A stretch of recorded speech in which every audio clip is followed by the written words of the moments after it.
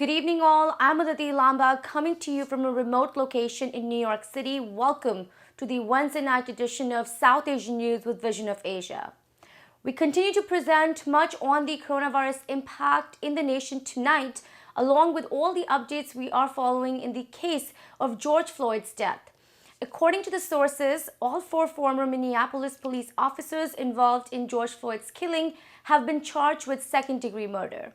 Protesters continue to rally across the United States, and memorial services to honor Floyd will take place in Minnesota, Texas, and North Carolina over the course of the 6 days. These protests yesterday were largely peaceful, with occasional but less intense clashes between protesters and law enforcement. If you are partaking in these demonstrations, again, we urge you all to practice social distancing and wear masks if marching with thousands that have been protesting for 8 days now. If you would like to share your experience from these protests and advocate for your voice on these issues of Black Lives Matter, write to us on events@itvgold.com or follow us on Facebook at itvgold.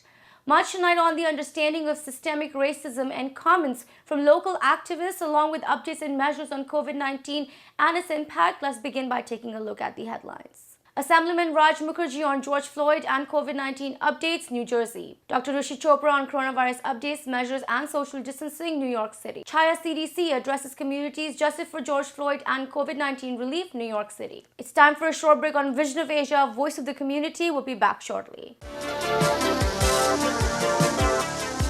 Welcome back. I'm Aditi Lama, and this is Vision of Asia, South Asian News segment. In tonight's episode, we are talking about the untimely and sad death of George Floyd, an unarmed African-American man who died at the hands of a police officer in Minneapolis.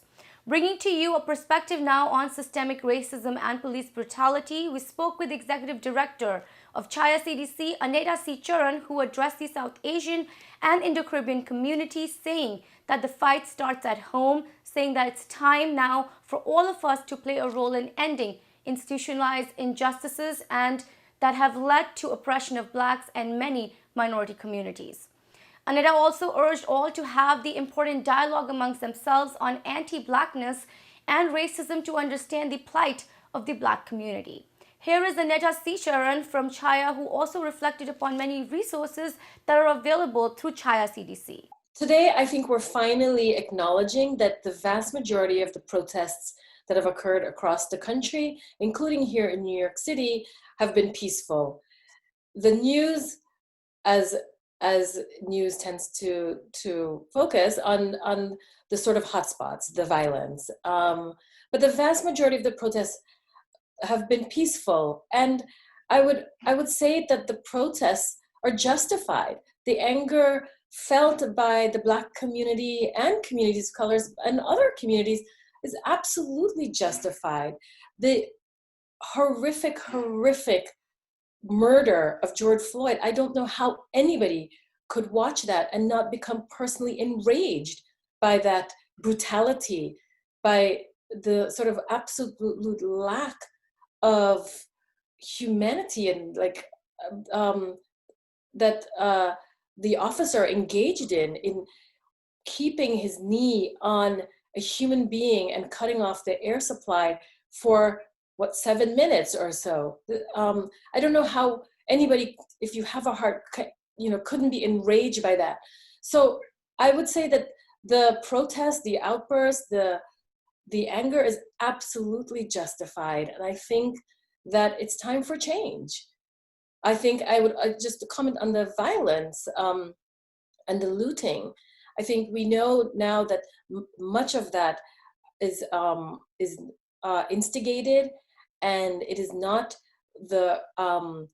coming from the very well-intentioned protesters. It is instigated, it's stoked, and it's meant to dismiss and the validity of the protest. And I hope that as our community sort of takes in what's happening across the country, that we don't lose sight of what's really important here, that it is time for change. For too long, Blacks and other communities of colors, including immigrants, have been left out of the of freedoms and opportunities that whites have enjoyed in this country. And this country is our country too. In your statement on this incident, you called upon certain changes and you also reflected upon the actions we could take as a community, especially South Asians and Indo-Caribbeans. I would like for you to share that. We shared three actions: a petition and other actions. I think but we really want to emphasize that for everyone, not everybody's going to be able to donate to causes that are leading the charge in drawing attention to the systemic racism and long injustices that Blacks have felt in this country. But what we really want to leave our community with is that check yourself, check your family members. Let's hold each other accountable to how we promote anti-Blackness in this country. And even if you don't really, you're not there yet where you can feel the empathy, but it does actually come right back to us as a community. We are also, in many respects and in many spaces, considered outsiders, not welcomed, and experience immense racism. Definitely. Right now, I'd like to talk to you about COVID-19, because we cannot forget that we are in a pandemic while the country is outraged right now. There are a lot of issues that Chhaya is strongly fighting for, especially in order to relieve the economic ramifications as well as the healthcare impact of COVID-19. I'd like to reflect upon the issues of housing policy amidst COVID-19. Could you reflect on what exactly are you fighting for and what is needed in terms of these economic ramifications when we're looking at housing or we're looking at taxes? It's important for us to first start by acknowledging that COVID-19 has disproportionately impacted people of color in New York City and across the country. And the community that's been most impacted have been Blacks. If we look at the community that Chhaya cares about, which is low to moderate income South Asians and Indo-Caribbeans, that community has also been deeply, deeply impacted. And as many have already stated, there are preconditions that determined how the disease has played out in various communities, starting with poverty, and the kinds of jobs we have, and the health conditions that are pre-existing. Many of our community members are essential workers. Many have jobs that didn't allow them to go to work remotely early on. Many worked until the absolute last hour that they could, because they knew that if they stopped working, their income would stop.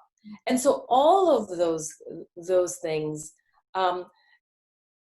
caused high infection rates. I also should mention that the housing conditions also added to the sort of complication and the high infection rates, where many members of our community live in extremely overcrowded homes. And so if one member of the family has, or household member has the disease, it's surely going to, cause infections in the entire family. There's not really space for somebody who's living in an overcrowded home to isolate, to quarantine. Right. And so that is a complicating factor. So now let's talk about the economic impact. As I mentioned, many of our community members work in jobs that don't have protections, don't have protections and allow them the ability to take their work remote. And so they are now finding themselves without a source of income, and they haven't had income for months now. And many of them, additionally, do not qualify for the federal stimulus funds that went out to individuals. And many do not also qualify for unemployment. And that could be for a range of reasons, right? That they are not working formally on the books. They may be undocumented, etc. Or many may not have filed taxes and therefore did not also qualify for the stimulus package funds. So today, with all of that said, our community is in absolute strife. We have now another segment of our interview with Assemblyman Raj Mukerji on George Floyd, as well as the impact of coronavirus on the state of New Jersey. Reflecting upon issues of economic and health crisis due to COVID-19, the Assemblyman also provided his view on racial disparity and communication between local and state governments during this pandemic. He again urged all to continue following social distancing and other guidelines of the states, and in regards to the protesters for George Floyd, he urged all of them to be peaceful and reminded everyone to exercise their right to vote in upcoming elections. Here is Assemblyman Raj Mukerji. What is your focus for the next few weeks? There are so many things happening in the nation, and you are an assemblyman. There's a lot that's relying on all of you right now as well. What is your focus going to be? What is something that really needs attention right now as we're speaking? Sure. Ensuring that we're helping constituents with their individual problems. If they can't get through to the Department of Labor, if a constituent can't get through to the Department of Labor because they can't get through on the phone or the computer system crashes or something like that, making sure that we're assisting with that. If we had a landlord, despite the eviction moratorium, affix a dispossession notice and scare this elderly couple, their tenants, just a week or two ago, making sure my constituents know the resources that are available to them, helping people just figure out what the executive order means, helping businesses figure out how to cope, how to comply. These are our, I think, highest priorities from a day-to-day standpoint. Then making sure I'm working with my colleagues in the legislature and the Senate, working with leadership, working with the governor to make sure that our policies and our responses to COVID-19 are quick, are effective, are publicly communicated so that the information is out there, expanding testing capacity, looking at what's needed for effective contact tracing, ensure that people of color and minority communities, including Asian immigrants and South Asian immigrants, have access to healthcare and attacking affordability and racial discrimination and language barriers and all the other issues that are going to get in the way of adequate medical care for disenfranchised or disadvantaged communities. It's of particular importance to me as an urban legislator. I think those are some of the priorities for us, dealing with the socioeconomic inequalities, even in terms of who's affected by the virus and how they're affected by the virus. It's distressing. Assemblyman, I really appreciate you for your time here on ITV Gold. I'd love for you to give out a message to all of the ones that are on the front line right now and all of the healthcare workers that are working so tirelessly every single day to save lives, and also a message out to our community here on ITV Gold. I think that'll be great. Sure. I have to tell you, and I think that there are a lot of South Asian Americans on the front lines right now as healthcare heroes, as well as essential workers, our heroes at gas stations, at convenience stores and essential businesses, grocery stores, supermarkets, in hospitals and ambulatory care facilities and surgery centers and nursing homes, in journalism, in government,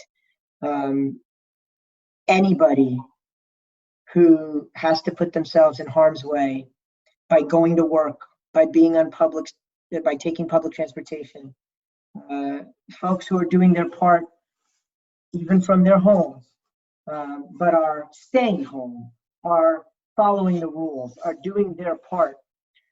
You're all on the front lines. Our country, this planet, will always be in debt to you. We owe you our appreciation, our gratitude, and this is difficult for everybody, but we got to stick it out together. And in terms of immigrant communities, minority communities, I know you're outraged. I'm outraged.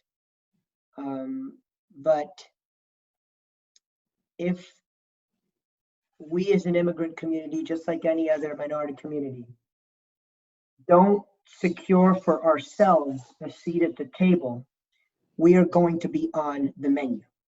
So the follow-up to that is, just because you don't take an interest in politics doesn't mean politics won't take an interest in you.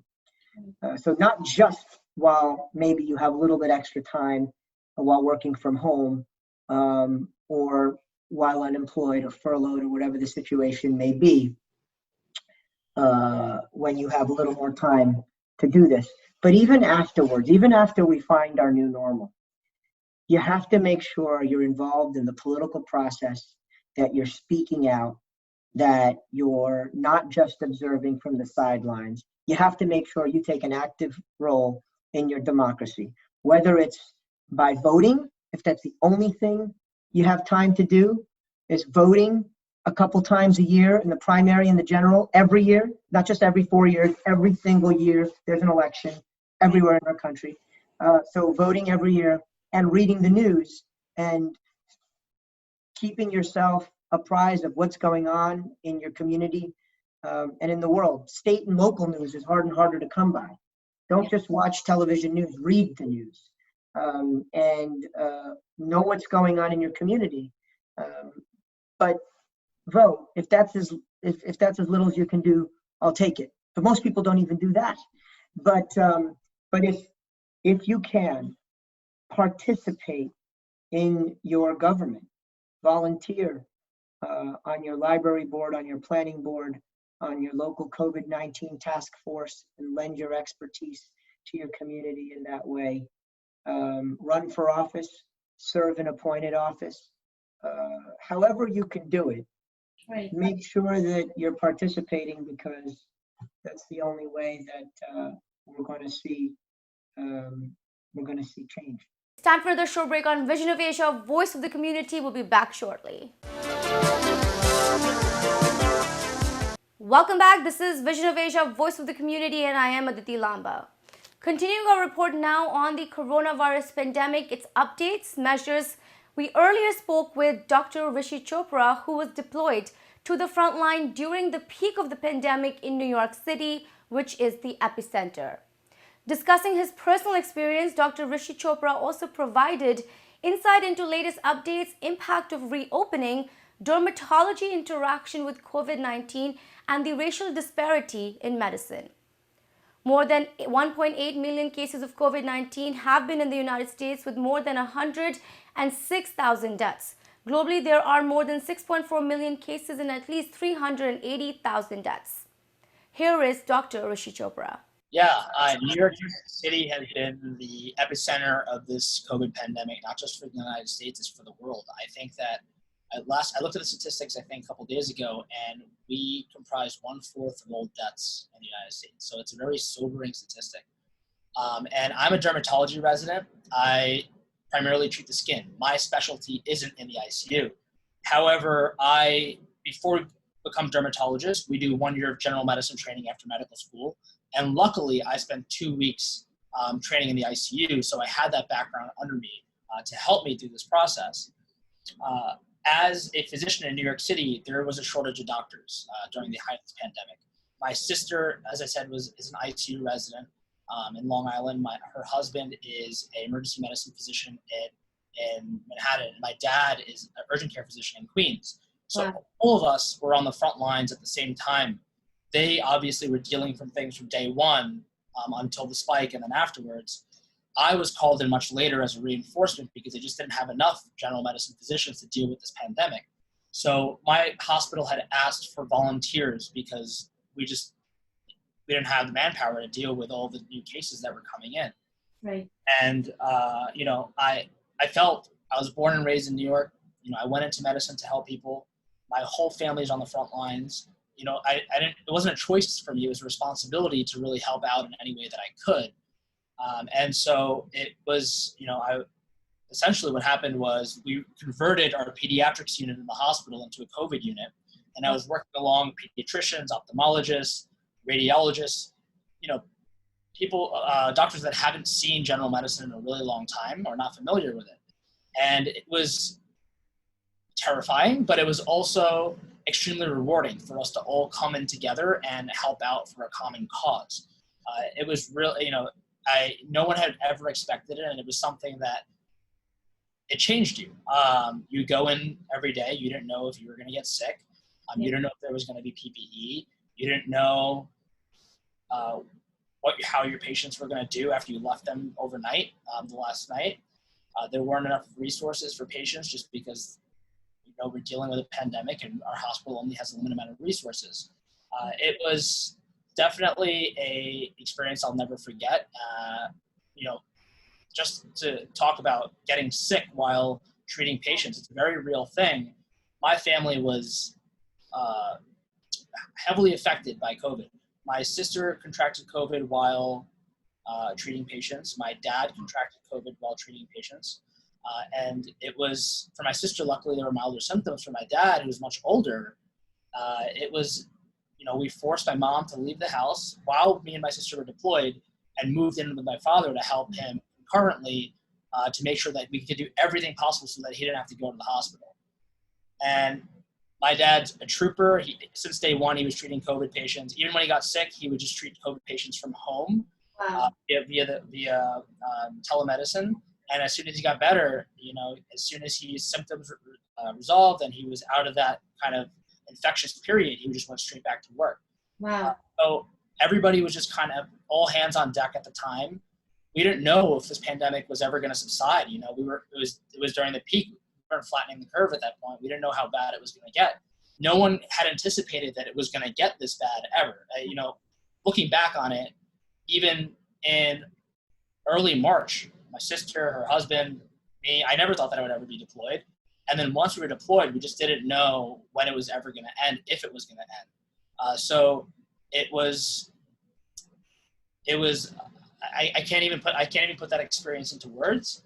But to watch my colleagues and the other healthcare workers in the hospital, everybody go through this together and just help out for a common cause, it's been one of the most rewarding experiences, in not just a medical professional, but as a New Yorker. So it was intense, but luckily we were out of that, and hopefully if we do have another spike, it will be much more manageable. What is the current status of PPE and other supplies that you need in the hospital? And in terms of just reflecting upon all that has happened, Doctor, what are some of these uncertainties that are still not being solved, and some of your concerns for the next few weeks? So I think when it comes to PPE, we've had great success with donations from the community. At the height of the pandemic, we were using anything for PPE. My brother-in-law was using garbage bags. I luckily had no real issues at my particular institution with PPE. Actually, that's not true. When I first was deployed, we ran out of gowns. And so that was a real big issue, especially because when you go into a room, you have to change. Normally, under normal circumstances, you have to take the gown off every time you go in and out, and you have so many workers going in and out. Immediately, nobody had anticipated a pandemic, you would run out of gowns. So that was a real big issue.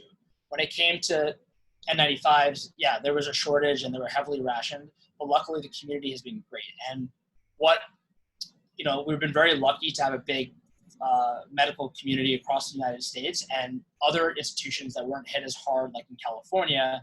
There were really amazing med school friends that I had that would just ship or coordinate shipping PPE from California, all the places around the country, to New York for the pandemic. And we actually used my sister's apartment as kind of a supply chain to supply most of Manhattan's hardest hit hospitals. So during the height of the pandemic, yeah, there was definitely a shortage of PPE, but I can definitely say that right now that we do have enough supplies. However, if there's another wave, things can get hairy again, just because I don't know what the production line is, what the status production line is, especially now that things have calmed down. Hopefully things improve, but we'll see. And that is all for tonight's episode. Remember to send us your suggestions and get your voices and organizations on our show. Email us on events@itvgold.com or follow us on Facebook @itvgold. You can also now subscribe to our YouTube channel to watch many of our popular shows for free. Thank you for joining us tonight from a remote location in New York City. This is Vision of Asia, and I am Aditi Lamba. Take care and be well.